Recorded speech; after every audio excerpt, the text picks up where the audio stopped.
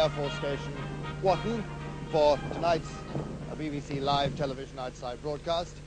And standing beside this aircraft, as I am tonight, takes me back 5 years when, some of you older viewers may remember, we tried some experiments with the help of a Bristol freighter. Well, they weren't entirely successful, but we're hoping for better things tonight.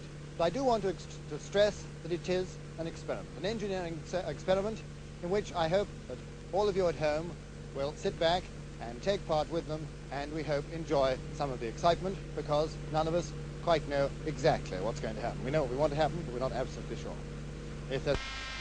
And there's your seat in the aircraft, the right-hand seat, normally the second pilot's position, which we invite you to occupy during the flight. And by doing so, incidentally, you'll help us to make just a little bit of history, because never before has a live television camera been in the cockpit of an aircraft in flight. Well, before you, you see the beautiful array of the instrument panel standardized in all Her Majesty's aircraft. And there on the left is the captain sitting next to you, the pilot sitting next to you, Flight Lieutenant John Dean. Are you all set up there, Johnny? All set. Right. Well, now, in order to watch the starting, obviously you get a better picture from outside, so let's leave the aircraft for a second now and watch the engines. Charge pointing to the port engine, showing it's all clear and ready for starting. And they are just beginning to move now.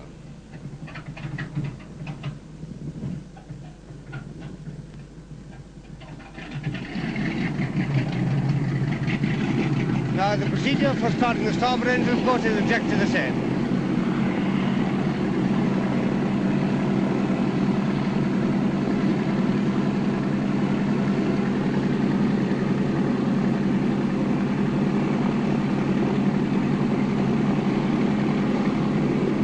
Now, the both engines have started, and we'll just pause a moment to give them time to settle down before we carry on with the rest of the program.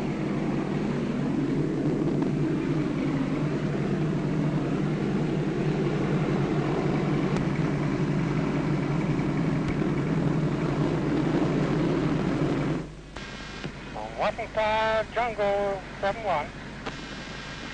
Jungle 71, that's clear. Jungle 71, take it. Jungle 71, you're clear, taxi. Runway 11, proceed on R1017. Elevation 193 feet, over. Washington, Jungle 71, understand 1017, runway 11, elevation 193 feet. Jungle 71, port nose. Chucks away.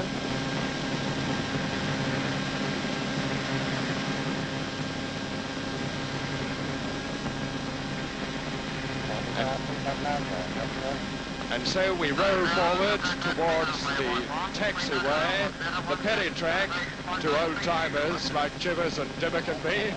And you can see the the steerable nose wheel there as we set off towards the main runway.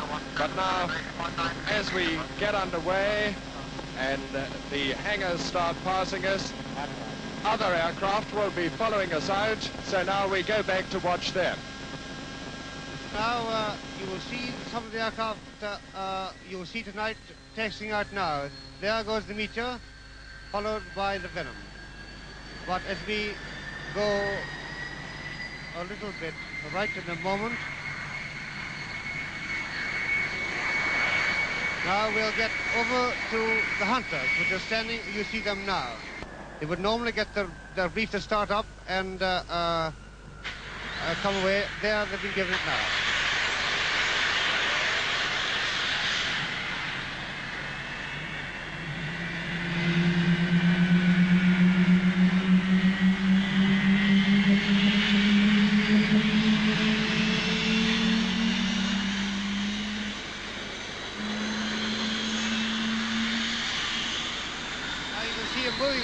So that is the time it would take them to get away from the business platform onto the end of the runway. And there they are taxiing out now.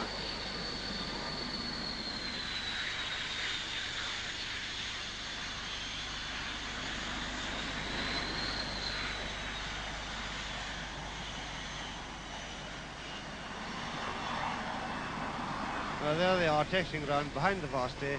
So I think we'll see now whether we can see what's happening in the Varsity. So back over to the Varsity now.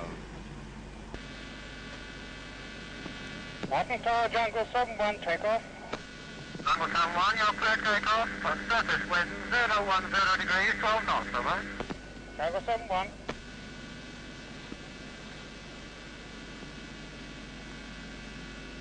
And so we roll forward towards the takeoff position. We were parked there crosswind, and now you can see the white line and the nose wheel following it with meticulous care.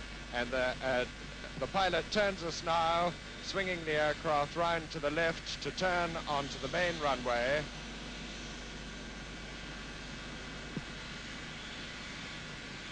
That's the figure, 11, the heading, and there you can see the runway is stretching out ahead of us, 6,000 feet of it, just over a mile.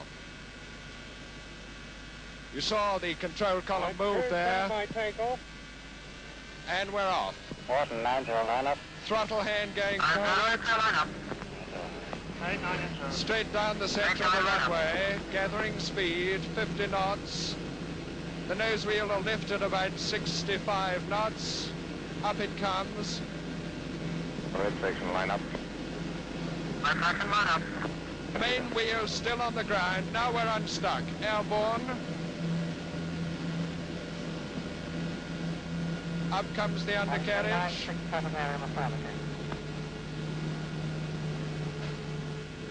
That bump there, which you saw on the picture, was the undercarriage wheels coming home. Turning to port, to starboard rather. Climbing turn. Walking combine, Jungle 71, 328. But now we are well and truly airborne, climbing onto course. But now the other aircraft are following us, so back to the ground. Just in time to see the 3 Hunters take off, and if all goes well a little later on, we'll be seeing something never before seen on live television. Hunters changing formation when they join our Varsity later on. But let's just listen to them go.